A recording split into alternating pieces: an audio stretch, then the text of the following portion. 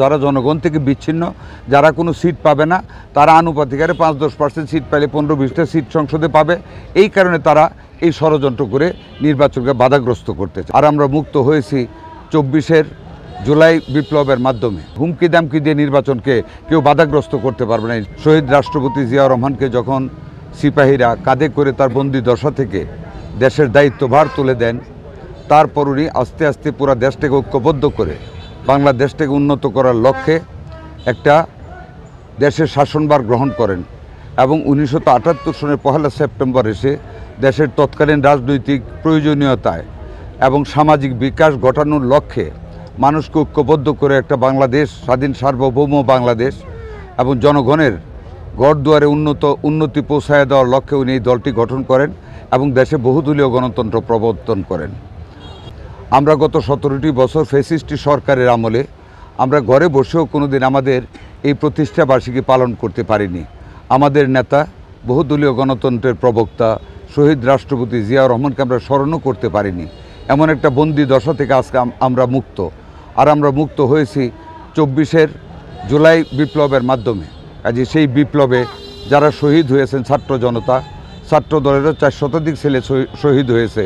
আমরা প্রত্যেকের বিদেহী আত্মার মাগফিরাত কামনা করি এবং যারা অন্ধ হয়েছেন, যারা চিরতরে পঙ্গুত্ব বরণ করেছেন, তাদের প্রতি আমরা সশ্রদ্ধ শ্রদ্ধা জানাচ্ছি এই প্রতিষ্ঠা বার্ষিকী উপলক্ষে। এবং আমরা আমাদের নেতা শহীদ জিয়াউর রহমানের আত্মার মাগফিরাত কামনা করি। আমাদের নেতা জনাব তারেক রহমান, বিএনপির ভারপ্রাপ্ত চেয়ারম্যান, এই দেশটাকে গঠন করার লক্ষ্যে পিতার ধারাবাহিকতায়, মাতা বেগম খালেদা জিয়ার ধারাবাহিকতায় গণতন্ত্রকে প্রতিষ্ঠা করার জন্য গত ১৭টি বছর ধরে আমাদেরকে সংঘবদ্ধ করেছেন এবং সংগঠনকে শক্তিশালী করেছেন। আর তার ধারাবাহিকতায় আজকে সারা বাংলাদেশব্যাপী বাংলাদেশ জাতীয়তাবাদী দল একটা সবচাইতে জনপ্রিয় এবং সর্ববৃহৎ রাজনৈতিক দল। আমি একটি কথা খুব পরিষ্কারভাবে বলতে চাই, সংখ্যামুক্ত জাতি আমরা কোনোদিনও ছিলাম না। ১৯৪৭ সনে যখন মুসলমানদের জন্য একটা পৃথক আবাসভূমির জন্য কায়েদ আজম মোহাম্মদ আলী জিন্নাহর নেতৃত্বে যখন এই বাংলা ভাষাভাষীরা আন্দোলন করতেছিল, তখনও একটা গোষ্ঠী, একটা চিহ্নিত গোষ্ঠী সেই পাকিস্তান স্বাধীনতার বিরোধিতা করেছে। ১৯৭১ সনের স্বাধীনতা যুদ্ধ যখন আমরা করি, তখনও সেই একই চিহ্নিত গোষ্ঠী বাংলাদেশের স্বাধীনতার বিরুদ্ধে যুদ্ধ করেছে। আজকে সেই গোষ্ঠীগুলি, সেই প্রতিক্রিয়াশীল রাজনীতিবিদরা এই দেশের জনগণের গণতান্ত্রিক অধিকার যাতে ফিরে না পায়, যাতে করে বিএনপি ক্ষমতায় না যেতে পারে। তাদের ধারণা বিএনপি ক্ষমতায় যাবে, কাজে বিএনপির ক্ষমতায় যাওয়াকে বাধাগ্রস্ত করার জন্য এই দেশের গণতান্ত্রিক অধিকারকে ফিরিয়ে না দেওয়ার লক্ষ্যে একটি রাজনৈতিক গোষ্ঠী বিভিন্ন ধরনের ষড়যন্ত্র করতেছে। তারা পিআর পদ্ধতির কথা বলে, যে এই পিআর পদ্ধতি এখন জনগণ বুঝেই না। আর পিআর পদ্ধতি, আমরা এই দেশের এমপিরা জনগণের কাছে দায়বদ্ধ। জনগণ তাদের নেতাকে চিনতে চায়, কাজ শুনতে চায়, কথা বলতে চায়। পিআর পদ্ধতিতে সেটা হয় না।